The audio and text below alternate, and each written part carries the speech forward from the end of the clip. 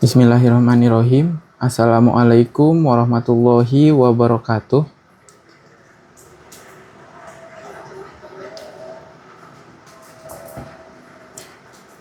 Rabbi shrah sadri wa yassirli amri wahlul 'uqdatam min lisani yafqahu qauli. Yang terhormat Bapak Muhammad Ramadona SE MPD. Perkenalkan, nama saya Noval dari kelas S6A Universitas Indraprasta PGRI. Di sini saya akan menjadi seorang guru yang mengajar bagaimana menarik simpati siswa agar semangat dan tertarik dengan apa yang saya ajarkan. Jadi, selama saya mengajar ini, saya akan berperan menjadi seorang guru. Terima kasih. Assalamualaikum warahmatullahi wabarakatuh. Selamat pagi anak-anak. Pagi, bagaimana kabarnya? Baik ya. Baik, hari ini Bapak akan mengajarkan di mapel manajemen investasi. Kita sudah masuk pada bab apa anak-anak?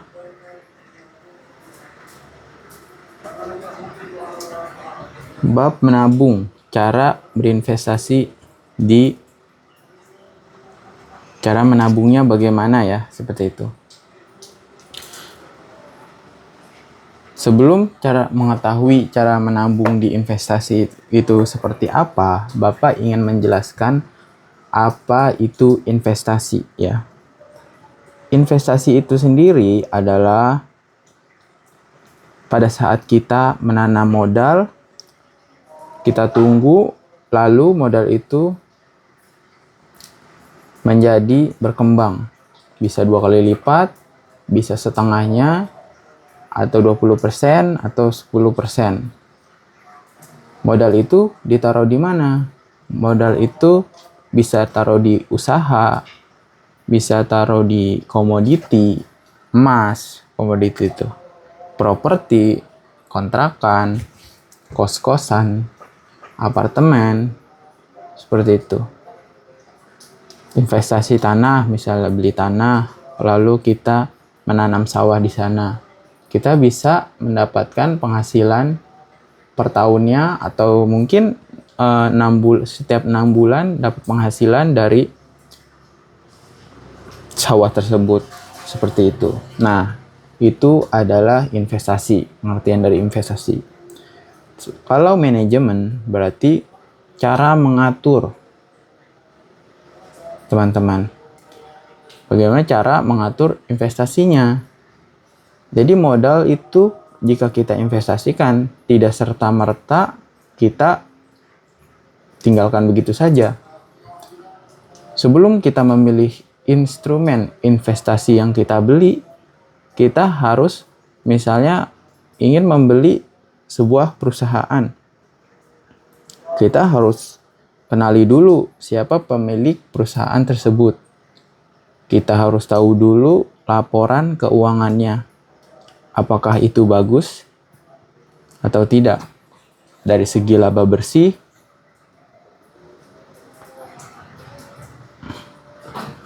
dari segi PBV-nya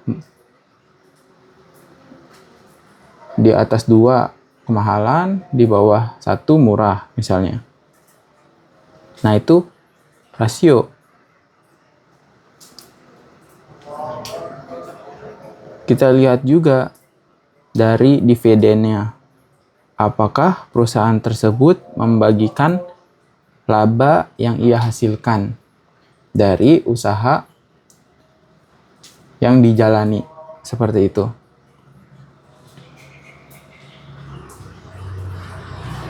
Mungkin kalian di sini bertanya-tanya ya, memang investasi untungnya apa sih? Mengapa kita harus berinvestasi? Apakah investasi wajib? Seperti itu. Menurut saya sendiri, investasi itu salah satu cara meraih tujuan finansial, cara meraih tujuan keuangan. Seperti itu.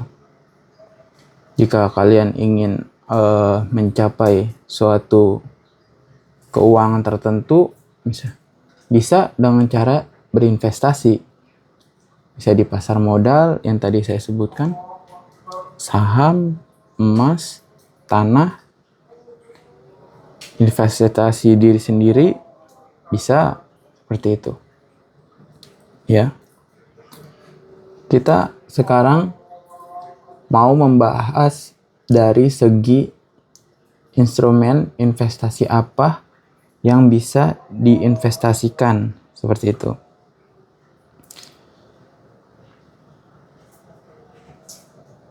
Saya akan membahas terlebih dahulu yaitu saham. Saham adalah bagian kecil atau bagian setengah dari perusahaan yang bisa kita beli di pasar modal. Misalnya, usaha itu atau seorang pengusaha ingin membutuhkan modal, maka pengusaha tersebut bisa menjual sebagian perusahaannya ke pasar modal. Maka dari situ investor pun bisa membeli saham yang diterbitkan dari perusahaan tersebut. Seperti itu. Nah, jadi saham seperti itu.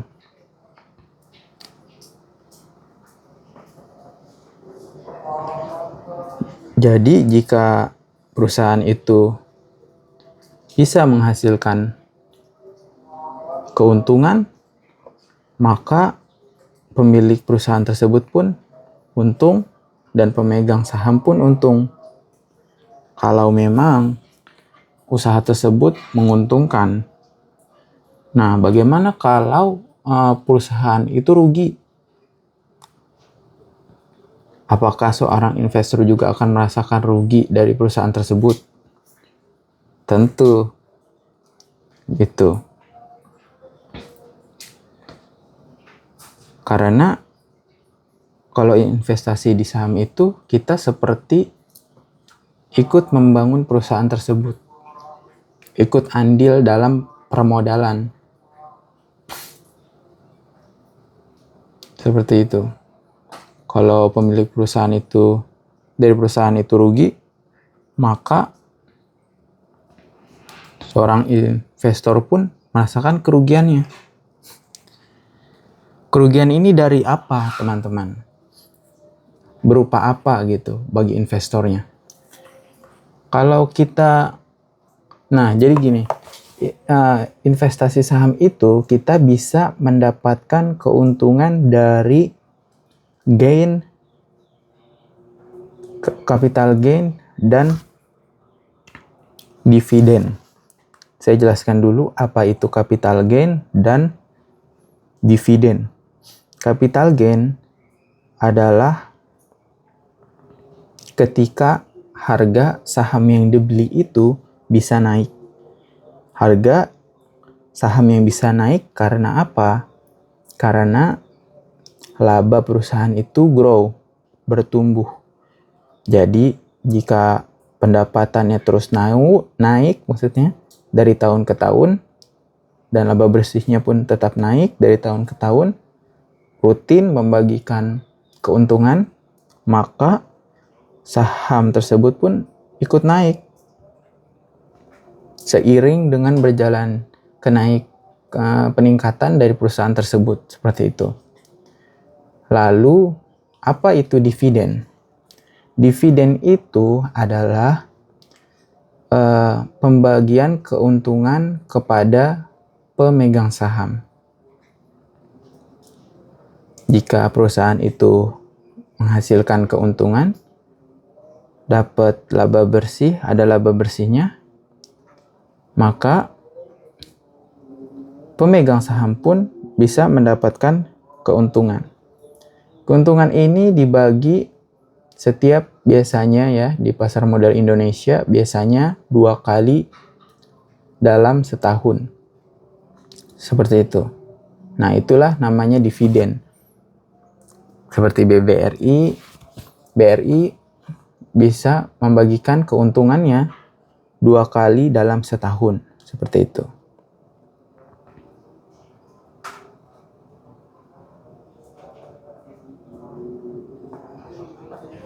Nah, tadi kita sudah tahu ya apa itu manajemen, apa itu investasi, dan salah satu instrumen investasi itu ada saham ya. Nah, di sini kita bakalan masuk ke bagaimana cara membeli, maksudnya bagaimana cara membelinya, bagaimana cara menabungnya gitu. Nah, kita di sini tuh ada long sum long sum dan future value atau compounding interest. Saya jelaskan dulu apa itu long sum. Long sum adalah ketika kita beli suatu instrumen investasi sekali saja. Contohnya seperti ini. Saya membeli perusahaan bakso.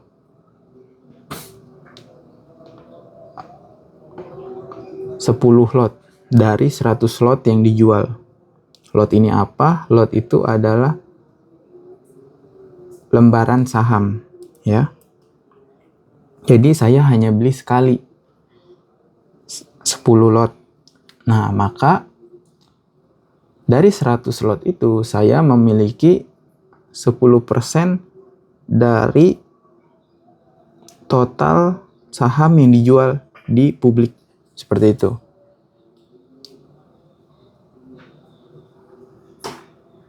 Nah, itu long sum. Jadi beli hanya sekali saham tersebut gitu. Lalu ada juga cara membelinya future value of DCA. Atau ini bisa digabung dengan compound interest. Jadi DCA ini terkait dengan compound interest. Jadi DCA itu apa? Ketika kita membeli saham pada setiap bulan atau pada setiap periode yang berulang. Bisa setiap minggu, bisa setiap bulan. Nah, itu namanya DCA. Mengapa dinamakan DCA? Kepanjangannya itu adalah dollar cost averaging. Mengapa dinamakan itu? Karena asal-usul katanya itu dolar terus naik dibandingkan dengan mata uang lainnya. Tetapi ini hanya dinamakan, hanya nama saja, karena faktanya dolar tetap turun dibanding dengan emas, seperti itu. Jadi hanya kata, hanya sebutan saja. Kalau di Indonesia ya menyebutnya nabung rutin aja, nabung rutin setiap bulan gitu. Lalu DCA ini sangat terkait dengan yang namanya compound interest. Kalau dalam bahasa Indonesianya itu bunga berbunga. Dari modal berbunga dan ditambah modal lagi, dan modal itu berbunga. Nah, itu berbunga terus tuh, kayak kalau salah satu yang pengamat Warren Buffett menyebutkan istilah gampangnya seperti bola salju yang menggelinding. Kan kalau kita lihat ya di kartun-kartun tuh, kalau kita melempar suatu bola bulatan genggaman, misalnya dari atas gunung salju, kita lempar menggelinding, set.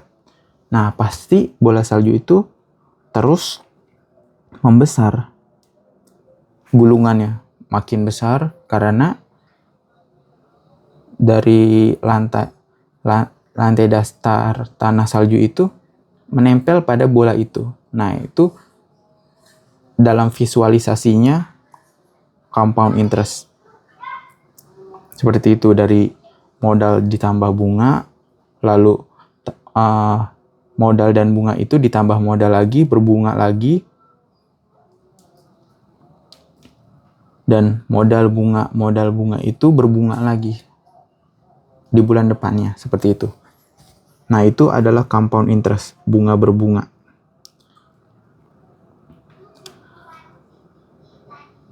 Kalau kita, tentu saja kalau kita mau bisa langsam atau DCA atau compound interest itu tidak serta-merta, tidak asal membeli saham. Misalnya, kita FOMO, fear of missing out, takut ketinggalan bahasa Indonesianya. Kita membeli saham yang naik. Lalu pada saat kita beli, harga sahamnya malah turun. Nah, ini kita terlalu ikut-ikutan apa yang ramai di pasar. Padahal kita belum mengenal saham tersebut. Jadi, jika kita ingin cara membeli long sum atau compound interest ini dan DCA, kita perlu memahami, menganalisa saham yang ingin dibeli. Mungkin kalau long sum bisa dengan momentum. Bisa sedang saham yang tren. Bisa jika pemilik perusahaan tersebut orang yang terkenal. Bisa menggunakan long sum.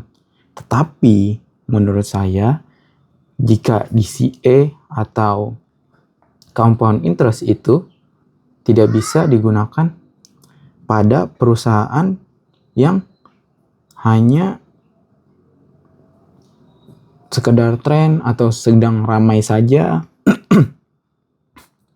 atau hanya dari berita sesaat, tidak bisa dilakukan pada pembelian metode compound interest.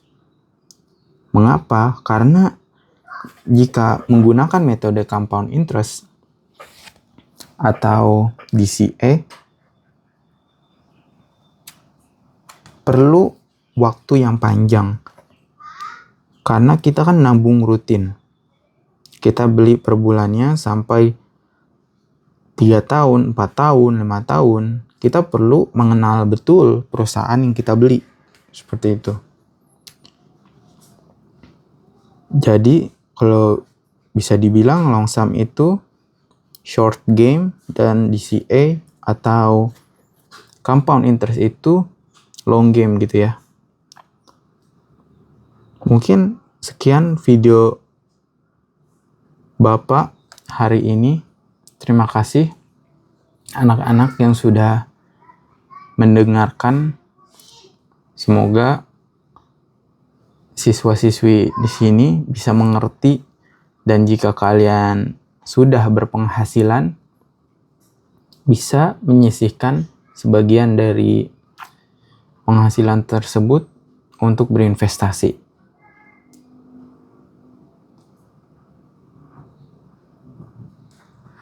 Sekian dari Bapak. Wassalamualaikum warahmatullahi wabarakatuh.